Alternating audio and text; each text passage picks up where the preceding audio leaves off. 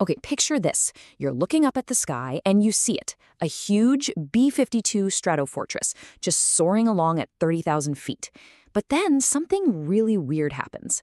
A massive plume, like a giant trail of what looks like smoke, starts pouring out of its wings. We're talking thousands of liters of something just disappearing into the atmosphere. What in the world is going on up there? At first glance, it looks just wrong. It seems wasteful, maybe even dangerous. You gotta wonder, is that plane in trouble? Did someone make a colossal mistake? Well, the truth is actually way more fascinating. What you're seeing isn't an accident at all. It's a deliberate, carefully calculated, and in some cases, an absolutely life-saving procedure. So, this really brings us to the big question, right? Is this just a shocking act of environmental carelessness, or is it actually a critical move designed to save every single person on board that aircraft? Let's dive in. And you know what? This quote right here, it really is the heart of the matter. This one idea explains pretty much everything. For a pilot who's suddenly facing an emergency, that very jet fuel that's supposed to power their flight can become the one thing making it impossible to get back on the ground safely. Okay, so this all boils down to a really core concept in aviation engineering. You can think of it as the weight paradox. And it's a simple but absolutely critical fact. A plane can take off way heavier than it can safely land. So here's why that is. A plane's whole structure is built to handle that one single immense stress of taking off. It's a massive push. But landing is a totally different beast. The landing gear, the wings, the entire airframe, they're all designed to absorb the repeated impacts of touching down, and they can only handle that safely up to a certain weight limit. If you go over that, well, things get real dangerous real fast. And dangerous is putting it mildly. We are talking about catastrophic failure. An overweight landing can literally snap the landing gear right off. It can damage the wings, cause the brakes to just completely give out, or even burst the tires on impact.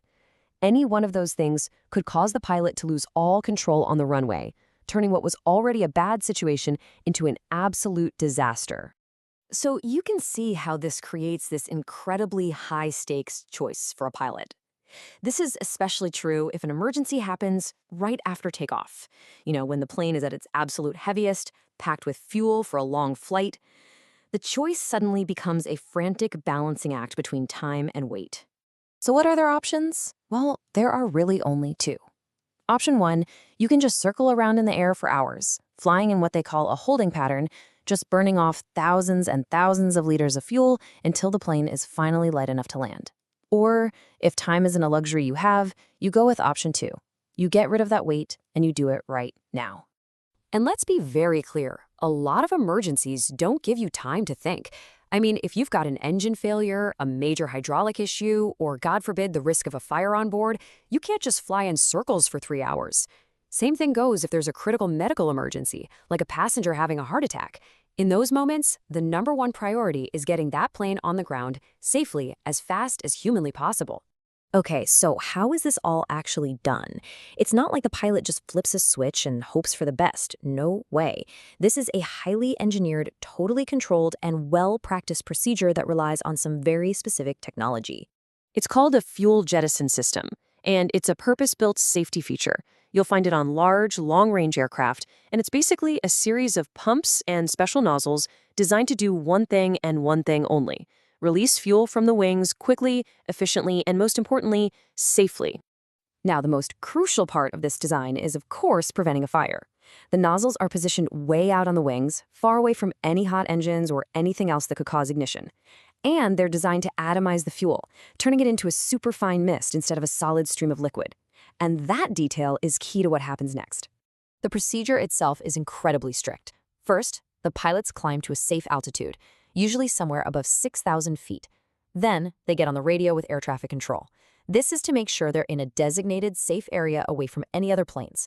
It's only after all that they begin the dump. And here is the single most important point. Because the fuel is being released as a fine mist at a high altitude, the vast majority of it just vaporizes. It evaporates, turning into a gas that disperses into the atmosphere. So no, it is not raining jet fuel down on the towns below. The basic physics of evaporation at altitude takes care of everything. So you're probably wondering, hey, does the plane I take on vacation have one of these?